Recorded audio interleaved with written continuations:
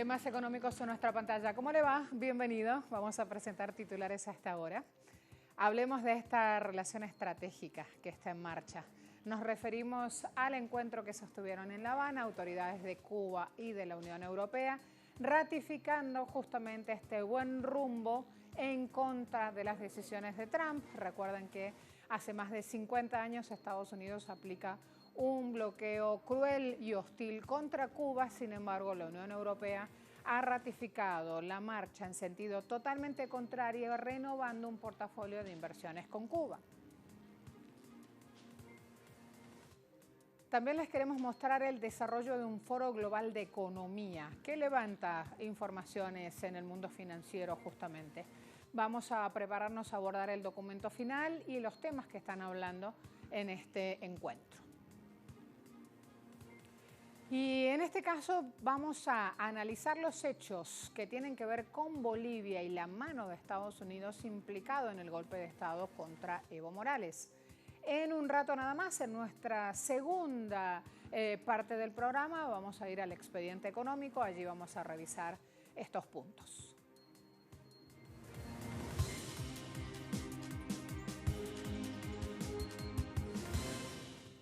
El presidente de México, Andrés Manuel López Obrador, celebró su primer año de gestión. En materia económica, López Obrador logró frenar la intención de Estados Unidos de imponer aranceles a 1% de las importaciones mexicanas, mientras que la inversión extranjera directa creció 7,8% en los primeros meses del año.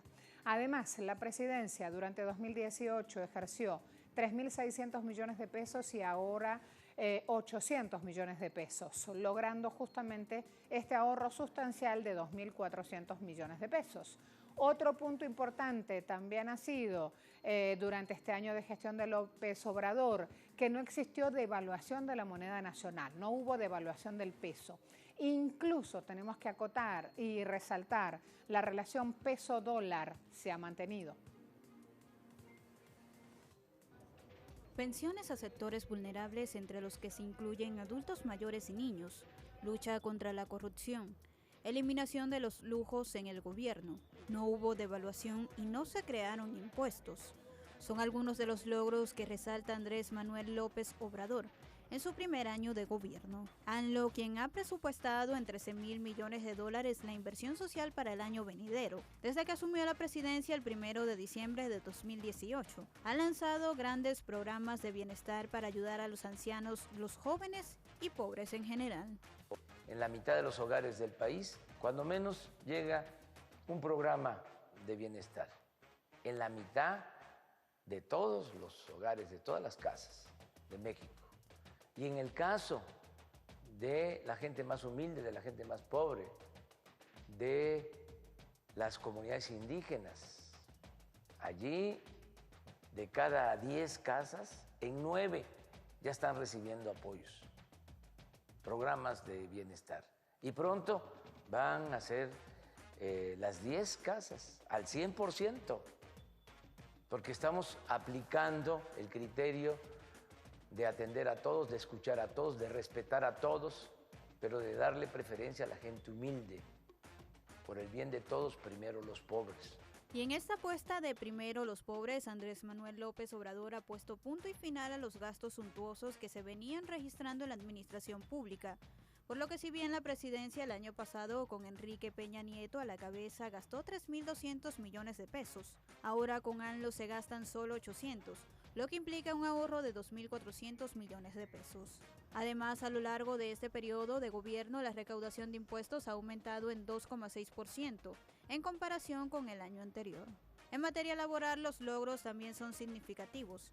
De acuerdo al Instituto Mexicano del Seguro Social, se han creado más de 3.000 empleos, eso sin considerar los generados por los programas Sembrando Vida, Jóvenes Construyendo el Futuro, la construcción de caminos de mano de obra y otros que en conjunto superan el 1.000.000 de empleos adicionales.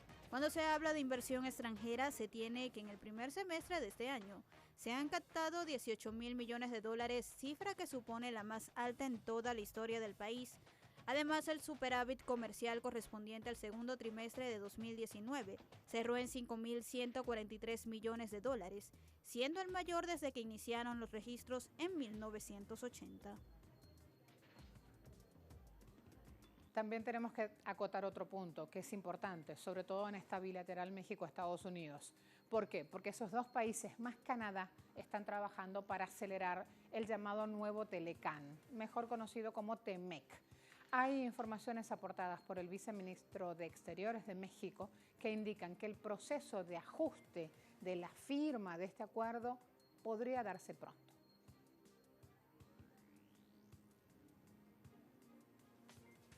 El representante de México para las negociaciones del TEMEC, Jesús Seade, quien apareció en una conferencia de prensa en Ottawa después de reuniones bilaterales con el primer ministro canadiense Justin Trudeau y la representante comercial de Canadá, Chrystia Freeland, se negó a confirmar que el proceso se completará, pero dijo que se sentía cómodo de que se hubieran hecho enormes progresos.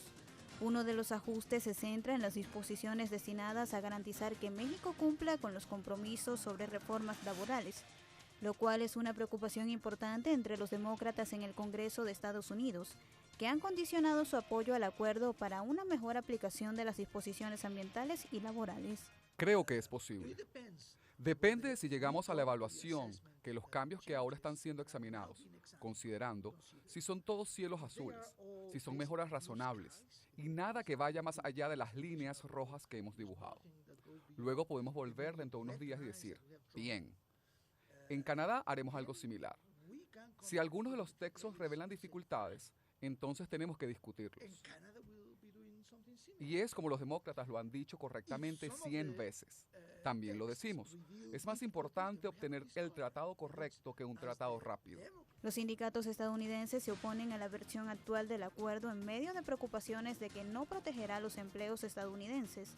Un cambio sugerido implica un sistema de resolución de disputas para todos los problemas, no solo aquellos relacionados con las reformas laborales.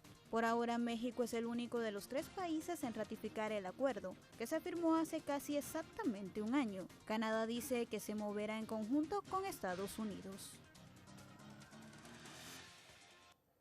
Delegaciones del gobierno de Cuba y de Unión Europea hicieron en La Habana el segundo diálogo sobre medidas coercitivas unilaterales. La idea es seguir lo planteado en una reunión que ya hicieron en noviembre del año pasado en Bruselas, Bélgica. Este encuentro fue a puertas cerradas. Ambas partes abordaron imposición de sanciones que hace Estados Unidos como método de presión política y económica contra los estados. La delegación de Cuba una vez más denunció en este recinto el recrudecimiento del bloqueo de Estados Unidos. Hace más de medio siglo que este país busca asfixiar al pueblo cubano. Las demandas amenazan a muchas empresas europeas, en especial a cadenas turísticas españolas como Iberostar, Meliá y NH, que tienen inversiones en Cuba. La delegación europea se reunió en La Habana con organizaciones no gubernamentales y con empresarios de los países de la Unión Europea afectados por estas sanciones estadounidenses. Como consecuencia de esta hostilidad, los empresarios que están radicados en Cuba están enfrentando un panorama adverso con dificultades que van desde la imposibilidad de hacer transferencias bancarias o aperturas de cuentas bancarias hasta la posibilidad o la imposibilidad de importar material del extranjero. Recrudecimiento significativo de la aplicación del bloqueo y de medidas similares de naturaleza hostil contra Cuba. La Unión Europea ha tenido una posición significativa en defensa de los intereses de sus Estados miembros. La activación de los títulos 3 y 4 de la ley Helms-Burton en Estados Unidos también expone a nuestros países que persiguen intereses comerciales legítimos en Cuba a litigios y expone a sus ejecutivos a bandas de entrada. Esto, por supuesto, tiene un efecto negativo en las relaciones económicas entre la Unión Europea y Cuba, que queríamos ampliar en nuestro acuerdo.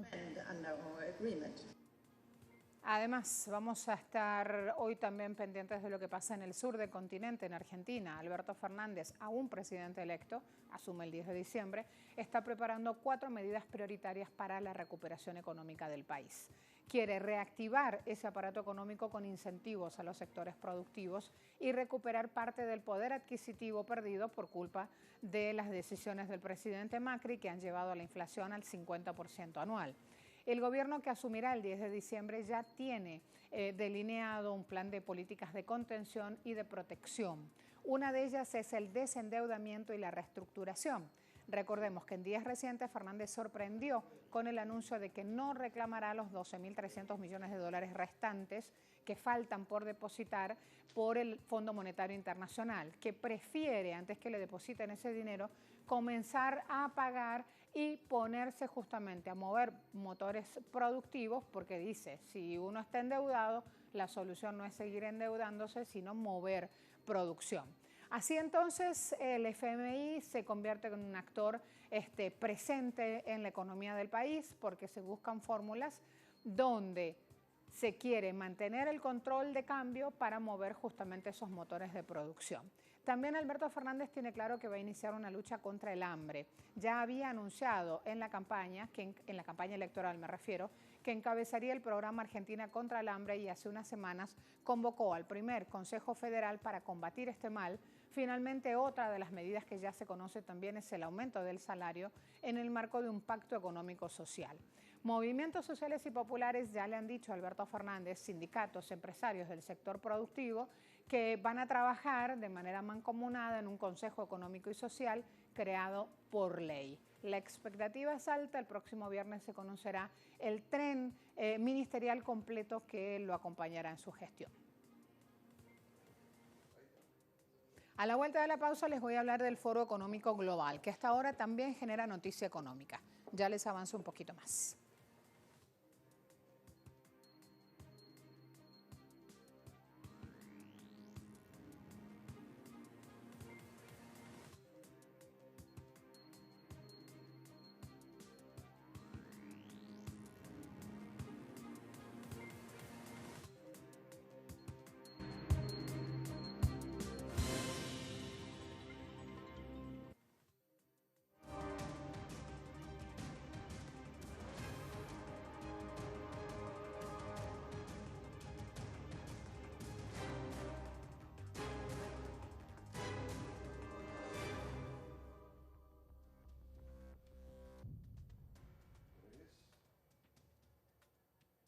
Imágenes impensadas para Bolivia.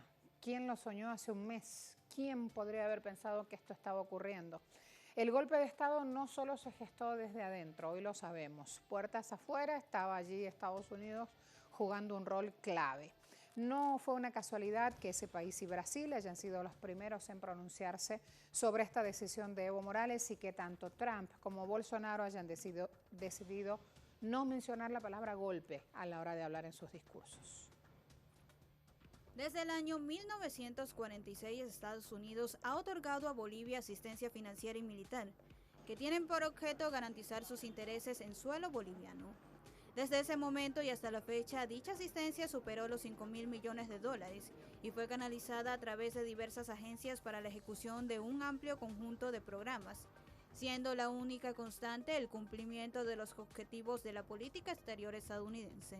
A lo largo de la historia, Bolivia figuró en el puesto 3 y 4 de los países del continente americano que más registraron financiamiento gringo, una realidad que comenzó a cambiar tras el frustrado golpe cívico prefectural que derivó en la expulsión del embajador Philip Goldberg y de la DEA en 2008, por lo que en 2009 marcó un punto de descenso, llegando la denominada ayuda financiera a unos niveles históricos más bajos. La USAID, acusada de conspiración y de inmiscuirse en asuntos internos, fue expulsada en 2013 por el presidente de Bolivia, Evo Morales, lo que hizo que Bolivia pasara a ocupar el puesto 22 como receptor regional. Si bien la autodenominada Agencia de Estados Unidos para el Desarrollo Internacional dejó de operar en Bolivia ese año, sus líneas de financiamiento a sectores opositores siguieron vigentes. A partir de 2014, la asistencia no solo se canalizó a través de otras agencias, sino que se incrementó vertiginosamente. Durante el periodo 2013-2018, el gobierno estadounidense destinó un total de $70.349.728. De acuerdo a Misión Verdad, las líneas de financiamiento de la USAID a sectores opositores desde el año 2002 estuvieron dirigidas a fortalecer el secesionismo y la, entre comillas, autonomía regional. Ese financiamiento sirvió para asesorar, entrenar y fortalecer logísticamente a los golpistas que, siendo derrotados en 2008, buscarían una década después una revancha asesina. Pero a los fondos del UTSAI, como casi siempre, se sumaron los de la Fundación Nacional para la Democracia. De forma abierta, este instrumento de la política exterior estadounidense afirma nada más en 2018 haber desembolsado recursos de casi $1 millón para beneficiar proyectos civiles y ONGs que no escapan de su vinculación en el golpe.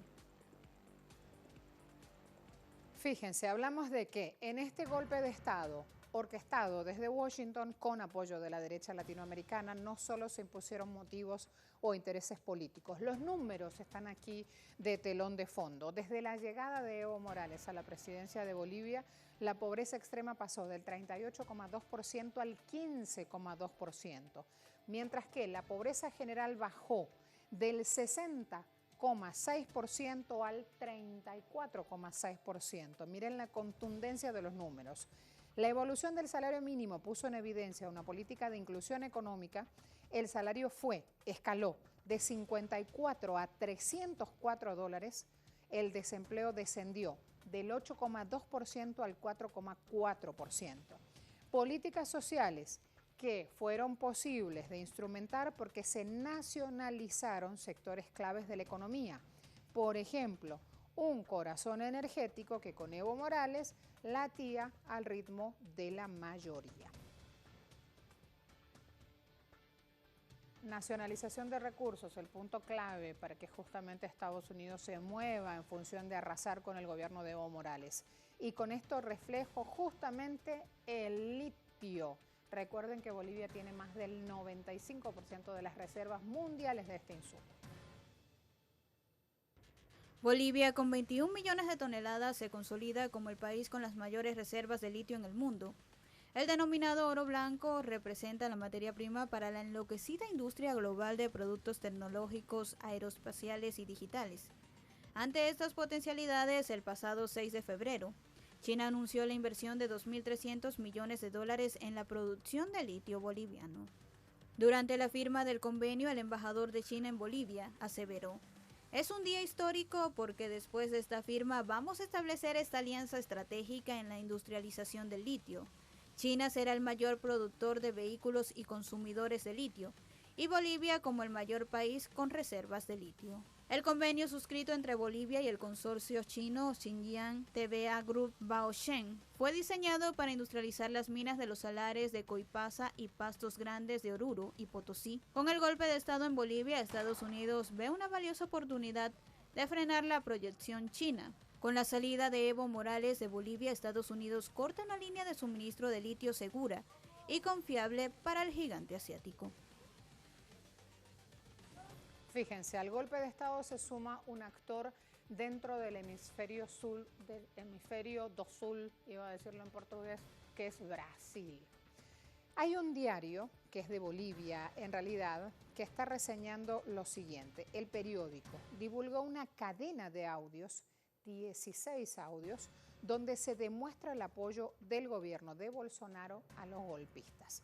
Si los intereses de Estados Unidos en este golpe en Bolivia son geopolíticos, los de Brasil son geoestratégicos y energéticos, porque su principal empresa, allí tienen el logo o lo tenían en imágenes, Petrobras, siempre tuvo participación dominante sobre las reservas del gas boliviano. Una realidad que había venido cambiando a la luz de la reestructuración de su filial en Bolivia. El golpe contra Evo Morales hundió al país en inestabilidad y con esto aparece la brecha, la oportunidad, la ventana para que los capitalistas brasileños se apropien de las cuotas de exportación del gas natural boliviano. Desde Misión Verdad, que es un colectivo de investigación que tiene sede aquí en Venezuela, desde ese organismo destacan la debilidad en la que han dejado al Estado de Bolivia y la capa reaccionaria que asume el poder de facto con un estilo muy similar al de Bolsonaro y que le dan ventaja al capital brasileño para hacer retroceder a su competidor boliviano, limitado ahora para hacer valer la autoridad pública sobre una importante reserva de gas dentro del mercado energético. Así las cosas, conocimiento para entender los hechos.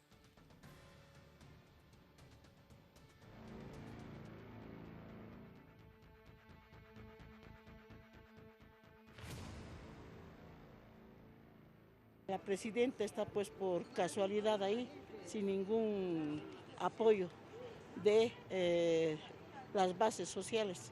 Ella está porque ciertos intereses de ciertos políticos, como es la derecha, lo han puesto ahí, pero democráticamente ella no está ahí. Ella no representa al pueblo, representa a la élite mayor, a la sociedad que tiene dinero, pero a los pobres no representa.